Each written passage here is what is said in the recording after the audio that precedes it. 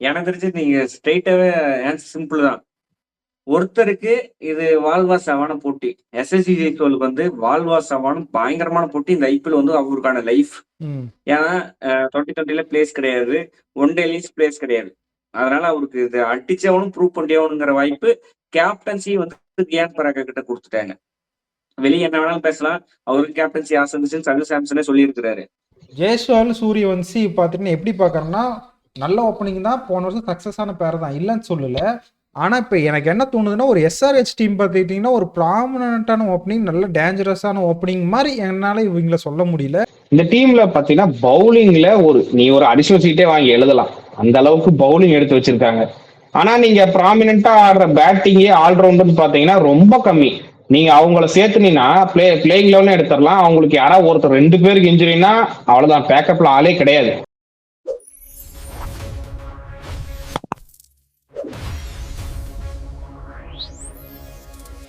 ஒருத்தன் 10 பேர் அடிச்சா அவன் தான் டானு அந்த மாதிரி எல்லாம் சொல்லுவாங்க.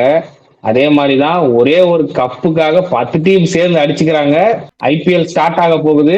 எங்களோட டீமோட ஸ்குவாட் ரிவ்யூ எல்லாம் இந்த முதல்ல ஸ்டார்ட் ஆக போகுது. இந்த வீடியோல ஆர்ஆரோட ஸ்குவாட் அனலிஸ்ட் தான் பார்க்க போறோம். யார் ஆடுவாங்க, யார் ஆடினா நல்லா இருக்கும் அப்படின்னு எங்களுக்கு தோன்றது பூரா நாங்க சொல்ல போறோம். நல்லா மறக்காம சப்ஸ்கிரைப் பண்ணாம இருந்தா சப்ஸ்கிரைப் பண்ணிட்டு பாருங்க. வீடியோக்குள்ள போயிடலாம். ஃபர்ஸ்ட் ஆஃப் ஆல், இந்த வருஷம் எப்படி பண்ண போறாங்க டெட்லி ஓபனர்ஸ் சூரியவன்சி ஜெய்ஸ்வால் சூப்பரா ஆடிட்டு இருக்காங்க. போன வருஷம் ஆடி இருந்தாங்க. வேர்ல்டு கப் ஜெயிச்சுட்டு வராரு சூரியவன்சி. ஜெய்ஸ்வால் சூரியவன்சி பார்த்துட்டு எப்படி பார்க்கறேன்னா நல்ல ஓப்பனிங் தான். போன வருஷம் சக்ஸஸ் ஆன பேர் தான், இல்லைன்னு சொல்லல. ஆனால் இப்போ எனக்கு என்ன தோணுதுன்னா, ஒரு எஸ்ஆர்ஹெச் டீம் பார்த்துக்கிட்டிங்கன்னா ஒரு ப்ராமினன்ட்டான ஓப்பனிங், நல்ல டேஞ்சரஸான ஓப்பனிங் மாதிரி என்னால் இவங்கள சொல்ல முடியல. எஸ்எஸ்சி ஜெய்ஸ்வால் அடிக்கிறாரு, அதே மாதிரி சூரியவன்சி அடிக்கிறாரு, இல்லைன்னு சொல்ல. சூரியவன்சி நான் திரும்பியுமே இந்த சீசன் அடித்தார்னா நான் அடுத்த சீசன்லேருந்து ஒரு நல்ல பிளேயருங்கிற ஒத்துவே. இந்த சீசன் அவர் கிராக் பண்ணிடுவாங்களோன்னு எனக்கு என்னமோ தோணுது. ஜெய்ஸ்வால் மேபி போன வருஷமே சீசன் ஃபார்முக்கு வரது ரொம்ப கஷ்டப்பட்டார். ஏன்னா டெஸ்ட் ஆடிட்டு வந்துட்டு அவர் ஃபார்முக்கு வரது ஒரு 8 இன்னிங்ஸ் தேவைப்பட்டுச்சு. அதுங்காட்டியுமே மேட்ச் அவங்க பாதி இது முடிஞ்சு போச்சு. இதுக்கு என்ன சொல்கிறீங்க? இல்ல ப்ரோ, எனக்கு தெரிஞ்சு நீங்க ஸ்ட்ரெயிட்டாவே ஆன்சர் சிம்பிள் தான். ஒருத்தருக்கு இது வாழ்வா சாவான போட்டி. எஸ்எஸ்சி ஜெய்ஸ்வாலுக்கு வந்து வாழ்வா சாவான பயங்கரமான போட்டி. இந்த ஐபிஎல் வந்து அவருக்கான லைஃப். ஏன்னா 2020ல பிளேஸ் கிடையாது. ஒன் டேலயும் பிளேஸ் கிடையாது. அதனால அவருக்கு இது அடிச்சவனும் ப்ரூவ் பண்ணியாகணுங்கிற வாய்ப்பு கேப்டன்சி வந்து ரியான் பராக் கிட்ட கொடுத்துட்டாங்க. வெளியே என்ன வேணாலும் பேசலாம். அவருக்கு கேப்டன்சி ஆசை இருந்துச்சுன்னு சஞ்சு சாம்சனே சொல்லியிருக்கிறாரு. வைபவ் சூரியவன்சிக்கு இது முக்கியமான சீசன். போன சீசன் யாருமே எதிர்பார்த்திருக்க மாட்டாங்க, யாருமே ஒர்க் அவுட் பண்ணிருக்க மாட்டாங்க. அவருக்கு இந்த சீசன் ஒர்க் அவுட் பண்ணிட்டு வருவாங்க. எனக்கு என்னன்னா 2 பேரும் பர்ஃபார்ம் பண்ணலங்கிறது வேற. 0-4-1 0-4-2 இந்த டீம் தாங்குமா? கீழே வர பேட்ஸ்மேன்ஸ் ஹெட்மயரு, ரியான் பராக்கு, அதுக்கப்புறம் வந்து துருஜுரை, இப்படிதான் பேர் இருக்குதே தவிர கன்ஃபார்ம் இவங்க அடிச்சிருவாங்களா அப்படிங்கிற மாதிரி மிடில் ஆர்டர் இல்ல. இந்த பினிஷர்ஸுமே பாருங்க, சாம் கரன் இல்ல டெனவன் ஃபெரரா, இல்ல 2 பேருமே சாம் கரனே ஆடி டெனவன் ஃபெரராவே ஆடினா இப்ப எனக்கு தெரிஞ்சு ப்ரோ எப்படியுமே பார்க்க ஒரு பயங்கரமான டீம் இல்ல. ஆனா கொஞ்சம் வேலை செய்யற டீம் மாதிரி இருக்குது. நம்ம மத்த டீம் ஐபிஎல் டீம் பார்க்கும்போது பயங்கரமா இருக்கும். எக்ஸாம்பிள் சொல்லணுமா, ஆர்சிபி, எம்ஐஏ, எஸ்ஆர்ஹெச், அதுதான் டீம் பாத்தீங்கன்னா ஆர்எல்ல நிதிஷ்குமார் ரெட்டிங்கிற மாதிரி பேர் வரும். இதுல ஆர்எல்ல பாருங்க சடேஜாங்கிற பேர் வருது. சடேஜா பேக் கிளாஸ்ல இருந்து சிஎஸ்கே பேக் கிளாஸ்ல இருந்து இங்க வராரு. ஆர்ஆர் ஃபர்ஸ்ட் கப் அடிக்கும் போது சடேஜா இருந்தாரு. மறுபடியும் அந்த ஒளி வெளிச்சங்கெல்லாம் தருவாரா? இல்லை, ஆர்ஆர் கப் அடிக்குமான்னு கேட்டீங்கன்னா கப் அடிக்கிற மாதிரி பிளேயர்ஸ் இல்லைன்னு தான் எனக்கு தோணுது. மேபி நான் பிளேயிங் லெவன் நான் சொல்லிடுறேன். என்னோட பிளேயிங் லெவன் என்னன்னா, ஜெய்ஸ்வால், சூரியவன்சி, எட்மயர், ரியான் பராக், சாம் கரன், டெவான் ஃபெரரி, த்ருவ் ஜோரல், ரவீந்திர ஜடேஜா. பவுலிங்கில் பார்த்தீங்கன்னா ஜாஃபர் ஆர்ச்சரு, துஷார் தேஷ்பாண்டே, அப்புறம் ரவி பிஷ்னாயி, சந்தீப் சர்மா. இந்த காம்பினேஷனில் தான் போவாங்க. இதில் என்னன்னா, நீ சொல்கிற மாதிரி ஃபினிஷர் இல்லை. நீ சாம் கரனை நம்பியோ, டெவான் ஃபெரரி ப்ரூவ் பண்ணியிருக்காரு. எங்கே பண்ணியிருக்காரு? சவுத் ஆஃப்ரிக்காவில் பண்ணியிருக்காரு. இந்தியாவில் ஒரு மேட்ச் தான் அடித்தார். அவர் கொஞ்சம் இன்னும் ஃபார்மில், அதுவும் இன்ஜுரியிலிருந்து ஃபார்ம்லேருந்து வராரான்னு தெரில. ஜடேஜா ஒத்துக்கிறேன் அடிச்சிருக்காரு. ஆனால் 2 சீசனாக அடிக்கலைங்கிற காரணத்தினால தான் சிஎஸ்கேல இருந்தால் வெளியே அனுப்பிச்சாங்க. பவுலிங்கே ரொம்ப நல்லா போட்டாருன்னு சொல்ல முடியாது, ஏன்னா போடுவார், அவ்வளோதான். அதனால எனக்கு என்னமோ இந்த டீம் வந்து பிளே ஆஃப்ஸ்க்குலாம் வராது, வாய்ப்பு இல்லை. கீழே தான் முடிப்பாங்கன்னு தோணுது. மெயினா இந்த டீம்ல என்னோட இதுல பாத்தீங்கன்னா, இந்த டீம்ல பாத்தீங்கன்னா பவுலிங்ல நீ ஒரு அடிஷனல் சீட்டே வாங்கி எழுதலாம். அந்த அளவுக்கு பவுலிங் எடுத்து வச்சிருக்காங்க. ஆனா நீங்க ப்ராமினென்ட்டா ஆடுற பேட்டிங்கே ஆல்ரவுண்டர்னு பாத்தீங்கன்னா ரொம்ப கம்மி. நீங்க அவங்கள சேர்த்துனீங்கன்னா பிளேயிங் லெவல்ல எடுத்துடலாம். அவங்களுக்கு யாராவது ஒருத்தர் 2 பேருக்கு இன்ஜுரினா அவ்வளவுதான், பேக்கப்ல ஆளே கிடையாது. நீங்க இப்ப என்னோட பிளேயிங் லெவல் பாத்தீங்கன்னா எப்பயும் போல சூரியவன்ஷி அண்ட் ஜெய்ஸ்வால் தான். அதுக்கப்புறம் நான் ஹெட்டை வந்து டாப் வெஸ்ட் இண்டீஸ்ல என்ன பண்ணாரோ அதே தான் ரெப்ளிகேட் பண்ணுவேன். அதுல தேர்ட்ல ஆடுவேன் ரியான் பராக், டெவான் ஃபெராரியா, அதுக்கப்புறம் ஜடேஜா, சாம்கரன், குரு ஜோரல். இதுதான் பேட்டிங் 11. இதுக்கப்புறம் பாத்தீங்கன்னா நீங்க ஆர்ச்சர், சந்தீப் சர்மா, பிஷ்னாய் ஆடலாம். நீங்க இம்பாக்ட்ல பவுலிங் ஃபாரின் ஆப்ஷன் வேணும்னா மேல 2 பேத்துல யாராவது உட்கார வச்சுட்டு பர்கரையோ மில்னேவையோ, இல்ல இந்தியன் ஆப்ஷன் வேணும்னா துஷார் தேஷ்பாண்டே இருக்காரு, துஷார் தேஷ்பாண்டே ஆடலாம்.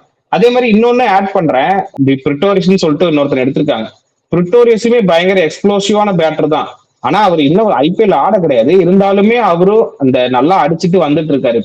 இப்போ இந்த வெஸ்ட் இண்டீஸ் கூட நடந்த சீரீஸ்ல கூட சூப்பரா அடிச்சுட்டு இருந்தாரு. 44 அடிச்சாரு 28 பாலுக்கு. அதனால அவரு கூட ட்ரை பண்ணலாம், ஒரு வாய்ப்பு இருக்கு இன்கேஸ் ஃபெராரியா வந்து ஃபெயில் ஆகுறாரு அப்படின்னா. இல்ல அவரு ஃபெயிலியர் ஆனா ஓப்பன் அவர் வந்து ஜெய்ஸ்வாலோ இல்ல சூரியவன்சி யாரோ ஃபெயிலியர் ஆனா அவருக்கு லிவர்டீஸ் வந்து ஓப்பனிங் பேட்ஸ்மேனு. நான் இன்னொன்னு சொல்றேன், ஃபாஸ்ட் பவுலிங் எடுத்து வச்சிருக்காங்க, இல்லைன்னா சொல்லல. ஆடம் இல்லன், நான்ட்ரேபர்கர்லாம் நமக்கு தெரியும். 2 பால் போட்டா 3வது பால் இன்ஜுரி ஆயிரும். அப்படியே மட்டும் பிளேயர் வந்து நான்ட்ரேபர்கர். ஆடம் இல்லன்னு அவரோட கேரியர் ஃபுல்லா வெறும் இன்ஜுரி மட்டுமே வச்சுட்டு இருக்காரு. ஆர்ச்சர் சொல்லவே வேணாம், இப்பதான் ஃபிட்டா ஒரு வருஷம் இருக்கிறாரு. ஆனா ஃபிட்டா இருந்து அவரோட ஃபுல் ரிதம்ல பந்து போட முடியல. ஒரே மேட்ச் ஃபுல் ரிதம்ல பந்து போட்டார் போன வருஷம் இந்த பஞ்சாப் மேட்ச்க்கு. அதுக்கப்புறம் அவர் ஃபுல் ரிதம்ல எனக்கு தெரிஞ்சு பந்து போட்ட மாதிரி எங்கேயுமே தெரியல. அடிக்கிறாங்க. பேக்கப்புமே வந்து கியூனமப்பாக்கா, எனக்கு தெரிஞ்சு கியூனமப்பாக்கா மோர் ப்ரிப்பேர் பண்றவங்களான்னு தோணுது. பேட்டிங் லைனா பவுலிங் இல்ல லைனா நீங்க 2 பேர் சொன்னது ஒண்ணுதான். நான் என்ன யோசிப்பேன்னா, 2 பினிஷர், அதாவது சாம் கரனையும் டெனாவன் ஃபெராரையும் யூஸ் பண்றது மேல 2 ஃபாஸ்ட் பவுலரோட போவாங்களே. எனக்கு ஏன்னா அந்த எல்ஐசி மேட்ச், இந்த அதாவது அந்த டைம் இம்பாக்ட் பிளேயர் பண்றது புதுசுல 22ல 23 24 வீங்க மட்டும்தான் அந்த இம்பாக்ட் பிளேயரை சூப்பரா யூஸ் பண்ணாங்க. நான்ட்ரேபர்கரை வச்சு வச்சு வச்சு வெளியே வச்சு ராமன் பவல் ஸ்லாஷ் நான்ட்ரேபர்கரை வச்சு அந்த டைம்ல யூஸ் பண்ணிருந்தாங்க. எனக்கு தெரிஞ்சு அதே மாதிரி யூஸ் பண்ணுவாங்க. இல்ல ஆமா, சாம்கரன் உள்ளாக்கிட்டு டெனாவன் ஃபெராரியாவையும் இவரையும் வெளியே வச்சிருவாங்க. நான்ட்ரேபர்கர் குணமப்பக்க ஆடம்ல வெளியே வச்சுட்டு யாரோ ஒருத்தர் இப்ப விக்கெட் போயிருச்சுன்னா டெனாவன் ஃபெராரா அவரு பவுலிங் ஆப்ஷன் கொடுப்பாரு. அப்படி இல்லைன்னா வச்சுக்கல, பவுலிங் ஸ்ட்ரெயிட்டாவே யாரோ ஒருத்தர் நல்லா பவுலர் பண்ணுவாங்க. இந்த டைம் வந்து போன டைம் மகேஷ் தீக்ஷனா வனிதவசரான்னு சொல்லிட்டு ஃபாரின் பாஸ் ஸ்பின்னர் போனாங்க. இந்த டைம் வந்து வச்சுக்கல இந்தியன் ஸ்பின்னர்ஸ் புடிச்சிட்டாங்க. நீங்க சொல்ற பார்த்தா சடேஜா வந்து 2020 கேம் போயிருச்சு. சடேஜா கிட்ட உண்மையை ஒத்துக்கணும். போனவர் 18 கோடி சம்பளம் கொடுத்துருந்தது எனக்கு கொஞ்சம் ஓவரா இருக்கு. இப்போ மக்காபால பாத்தீங்கன்னா சின்ன வயசு தான் அவருமே இப்பதான் வராரு. சந்தீப் சர்மா ரொம்ப நாளா ஆடிட்டு இருக்காரு. ஆர்ச்சரோட இன்ஜுரி, ஆடம் பில்னேவ்லாம் இன்ஜுரி ப்ரோனா இருக்காங்க.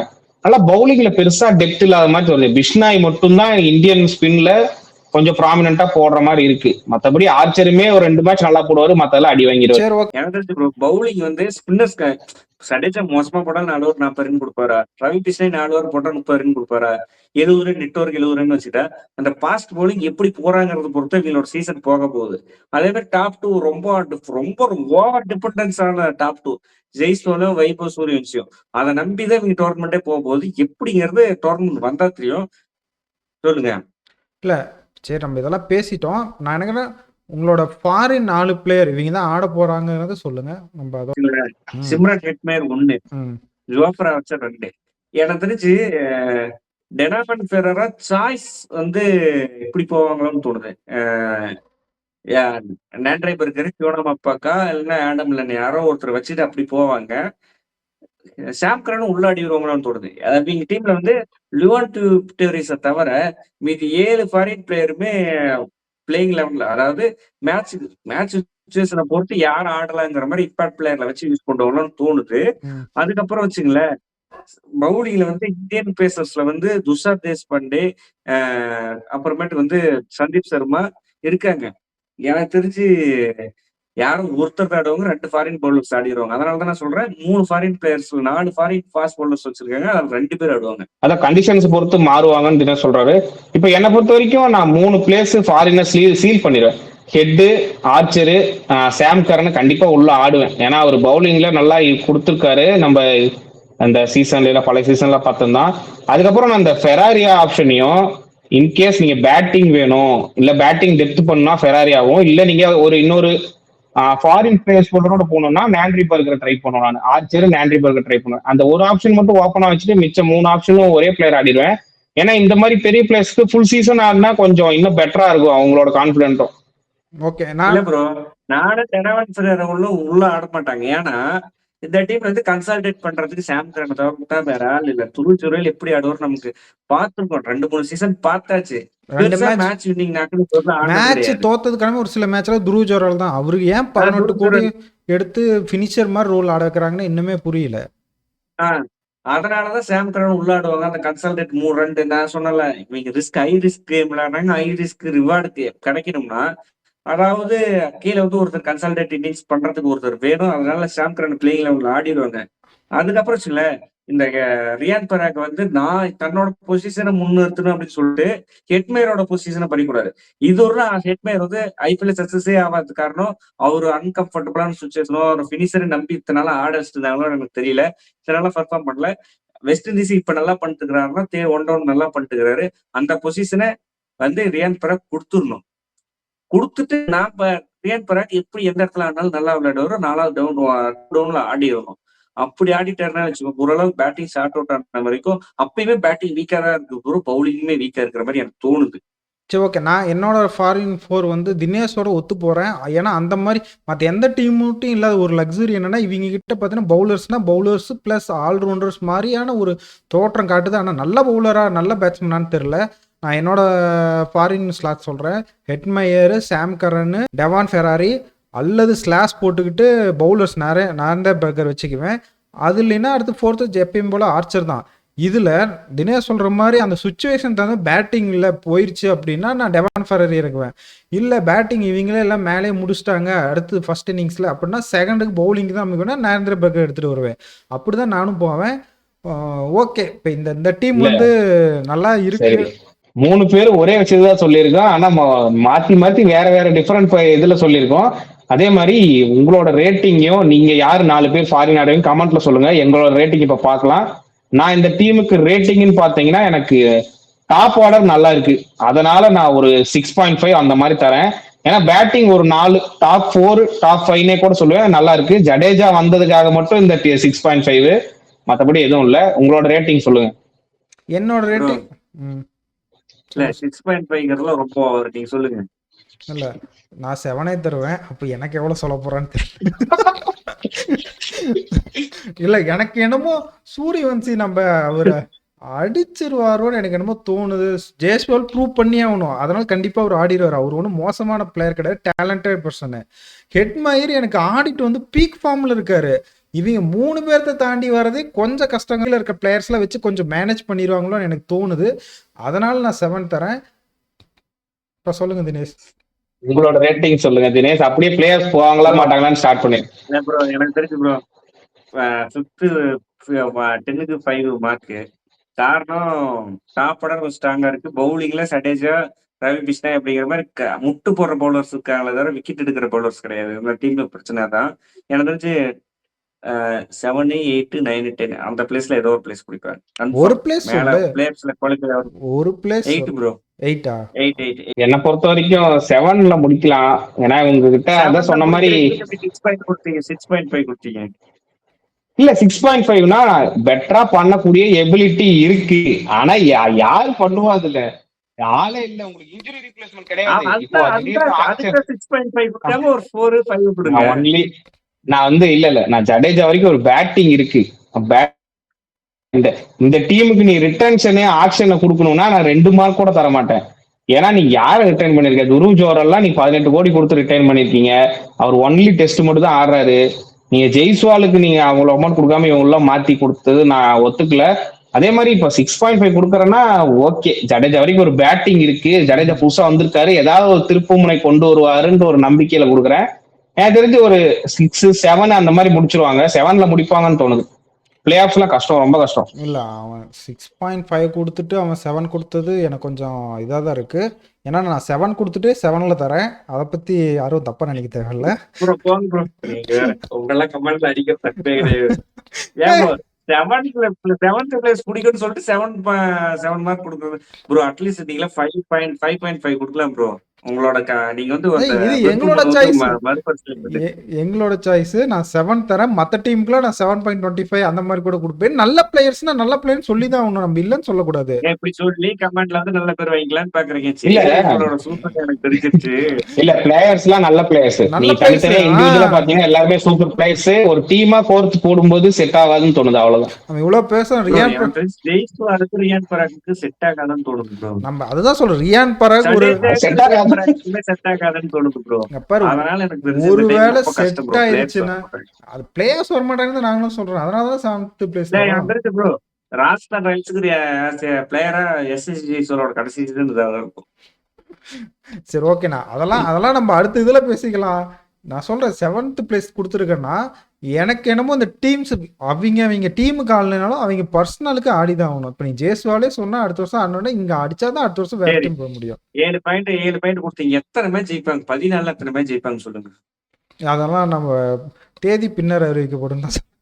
ஏய், இதுல இப்போ கேட்டீங்கன்னா நாங்க எப்படியா சொல்றது? மேட்ச் பார்த்துட்டு நாங்களே சொல்லுவோம். சரி சரி சரிங்க. மறக்காம நம்ம சேனல் சப்ஸ்கிரைப் பண்ணுங்க. ஆர்ஆர் வந்து எந்த பிளேஸ்ல முடிப்பாங்கிறத நீங்களும் கமெண்ட் செக்ஷன்ல சொல்லுங்க. ஆர்ஆர் எந்த பிளேயிங் காம்பினேஷன் ஆடுவாங்க, அதெல்லாம் எந்த ஃபாரின் பிளேயர்ஸ் யூஸ் பண்ணுவாங்க. அதே மாதிரி ஜெய்ஸ்வாலுக்கும் ரியான் பராக் செட் ஆகுமா, இல்ல ரியான் பராக்குக்கும் ஜடேஜாக்கு செட் ஆகுமா அப்படிங்கறது கமெண்ட்ல சொல்லுங்க. தொடர்ந்து பாருங்க, சப்ஸ்கிரைப் பண்ணுங்க, தொடர்ந்து பாராட்டிட்டே இருக்கீங்க எங்களை. பிரபுராஜ் அண்ணா மறக்காம பாராட்டுங்க. ஃபேன் ஃபாலோயிங் உருவாகிட்டு இருக்கு, உங்களுக்கு தெரியல.